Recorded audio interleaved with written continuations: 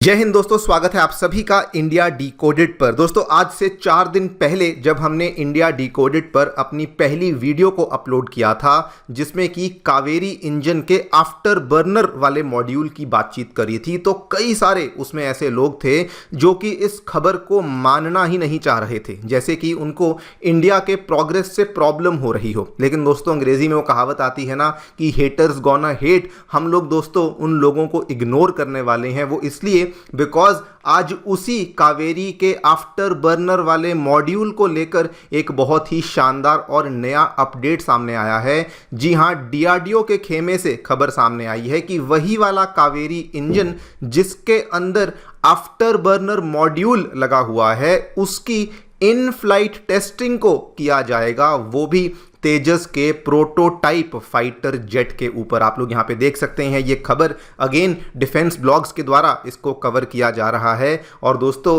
ये खबर, वैसे तो मैं डिटेल में इसके बारे में चर्चा करूंगा, लेकिन ये खबर 2-3 रीजन से बहुत ही स्पेशल बन जाती है। पहली बात तो मुझे इतना अच्छा लग रहा है कि इस चीज़ को लेकर हमने 4 दिन पहले वीडियो बनाई एंड डीआरडीओ ने बिना कोई टाइम वेस्ट करते हुए ये भी ऐलान कर दिया कि अब हम लोग इसकी जो टेस्टिंग है वो तेजस के प्रोटोटाइप फाइटर जेट पे करने वाले हैं। इसी रीजन से मैं बहुत ज़्यादा खुश हूँ। नंबर 2 दोस्तों, ये इसलिए शानदार बन जाती है बिकॉज आपको मालूम होगा इन फ्लाइट ट्रायल्स को लेकर अभी तक हम लोग डिपेंडेंट थे रशिया के ऊपर। एंड इवन दो रशिया वैसे तो हमारा अच्छा दोस्त है, ऐसे केसेस में हमारी हेल्प ही करता है, लेकिन इससे बेहतर कुछ नहीं कि हम लोग इन फ्लाइट ट्रायल्स की भी जो टेस्टिंग है उसमें भी हमारी जो डिपेंडेंस है वो दूसरे देशों के ऊपर ख़त्म कर रहे हैं। एंड लास्टली जिस वजह से ये सबसे स्पेशल बन जाता है, हम लोग हमारे तेजस फाइटर जेट्स के इंजन्स को लेकर फिलहाल केवल और केवल अमेरिका और अमेरिकी मोनोपोली के ऊपर डिपेंडेंट हैं। लेकिन ऐसा करने से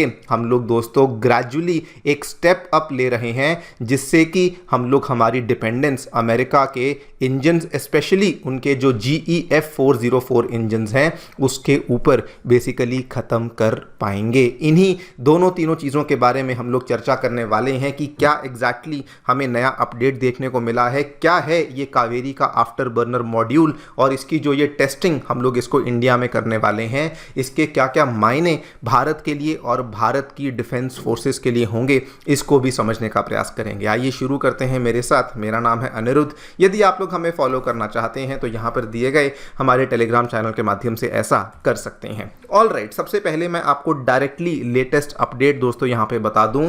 डीआरडीओ के खेमे से खबर सामने आई है कि हमारा खुद का इंडिजिनसली बनाया हुआ कावेरी जो इंजन प्रोग्राम है वो एक क्रूशियल वैलिडेशन फेज में अब एंट्री लेने जा रहा है। वो इसलिए बिकॉज अब हम लोग LCA तेजस के एक प्रोटोटाइप के ऊपर उसकी जो इन फ्लाइट टेस्टिंग या फिर सिंपल शब्दों में कहें फ्लाइट टेस्टिंग को कैरी आउट करने वाले हैं। और इसमें भी क्लियर कट बताया गया है कि ऑब्वियसली जब तेजस में हम लोग उसको टेस्ट करने वाले हैं तो सिंपल एक छोटे मोटे इंजन से नहीं कर सकते। हम लोगों को कम से कम एक ऐसा इंजन चाहिए जिसकी थ्रस्ट कम से कम 80 किलो न्यूटन से ज़्यादा हो, और वो दोस्तों हमारे कावेरी इंजन का जो आफ्टर बर्नर वाला मॉड्यूल है वही उसकी रिक्वायरमेंट को पूरा करता है।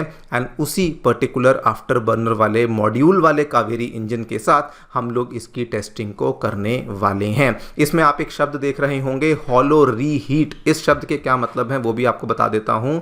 हॉलो रीहीट एक ऐसा मॉड्यूल होता है जिसमें कि आपका जो इंजन है वो कंप्लीट कंबशन नहीं करता है, यानी कि इवन दो आप आफ्टर बर्निंग वाला इंजन इंस्टॉल तो कर लेते हैं लेकिन आप उसमें कंप्लीट कंबशन नहीं करते हैं।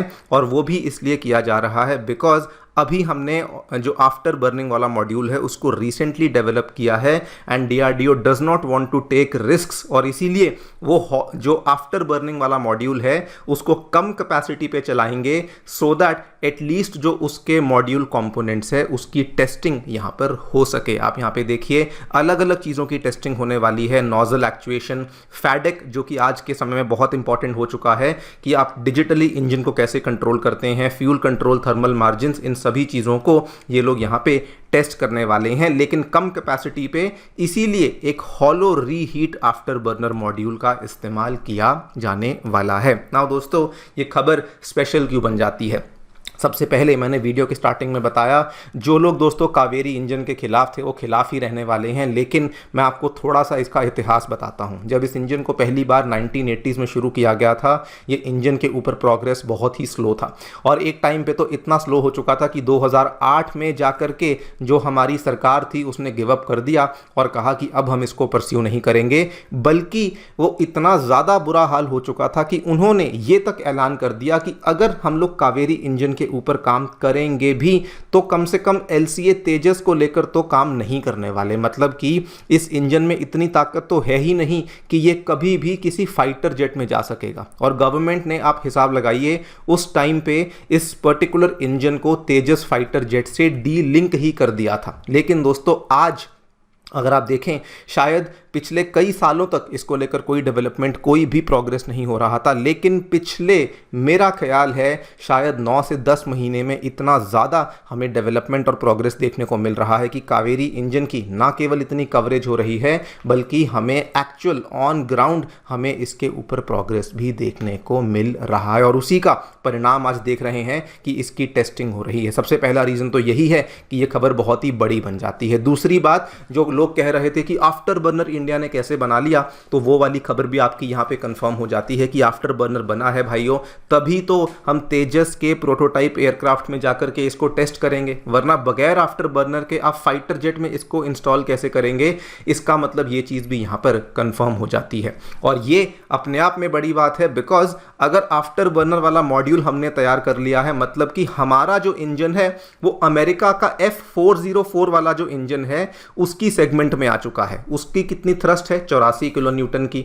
हमारे वाले की थ्रस्ट कितनी है? 83 किलो न्यूटन की। यानी कि हम लोग ऑलरेडी उस डील में आ चुके हैं। अब ये बड़ी बात क्यों बन जाती है, इसको भी आपको बता देता हूं। दो दोस्तों आपको एग्जाम्पल देने वाला हूं। सबसे पहले हमारी जो डिपेंडेंस है वो अमेरिका के ऊपर बनी हुई है F404 इंजन को लेकर। और अगर आप लोग न्यूज़ को फॉलो कर रहे होंगे, आपने देखा होगा कि F404 इंजन जो है अमेरिका जानबूझ के डेलिबरेटली उसको काफ़ी लंबे टाइम से उसकी डिलीवरीज को डिले कर रहा था। पिछला पूरा साल एक भी इंजन अमेरिका के द्वारा इंडिया को नहीं प्रोवाइड किया गया था। जब उसकी डिलीवरीज उन्होंने करनी शुरू करी, अभी आप देखिए 2 हफ्ते पहले की खबर, तो उस डिलीवरीज में भी उन्होंने अगस्त महीने में जो डिलीवरी को करना था वो उन्होंने स्किप कर दिया। चलिए ये भी हम मान लेते कि कोई बात नहीं, कभी कभी डिलीवरी नहीं हो पाती है, कभी कुछ ना कुछ प्रॉब्लम्स आ जाती हैं, लेकिन अमेरिकन एरोगेंस आपको यहाँ पे सरप्राइज कर देगी। बिकॉज जब इनसे इस चीज़ को लेकर सवाल पूछा गया, इनका जवाब यह था कि हम हमारे स्केड्यूल को फॉलो कर रहे हैं और हमने हमारा स्केड्यूल HAL के साथ शेयर कर दिया है।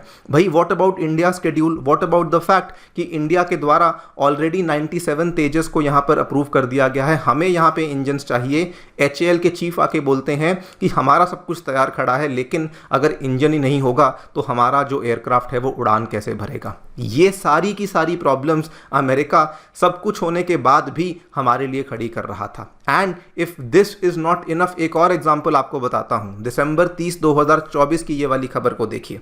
हालांकि ये वाला जो खबर सामने आई थी ये 414 वाले इंजन को लेकर सामने आई थी। ये कॉन्ट्रैक्ट दोस्तों साइन हो चुका था। कब हुआ था? खबर देखिए, जून 2023 की। मोदी साहब गए थे अमेरिका स्टेट विजिट पे और 80% ट्रांसफर ऑफ टेक्नोलॉजी की डील को साइन करके आए थे। लेकिन दिसंबर 2024 में अमेरिका बोलता है अगर 80% ट्रांसफर ऑफ टेक्नोलॉजी चाहिए तो दोस्त आपको और ज़्यादा पैसा यहाँ पे लगेगा, उतने पैसे में हम आपको ये वाली जो टेक्नोलॉजी है वो ट्रांसफ़र नहीं करने वाले हैं। ये सारी की सारी चीज़ें अमेरिकन हिस्ट्री है, ये क्लियर कट बताता है कि वो अपनी आदतों से बाज नहीं आए हैं, ना ही आने वाले हैं।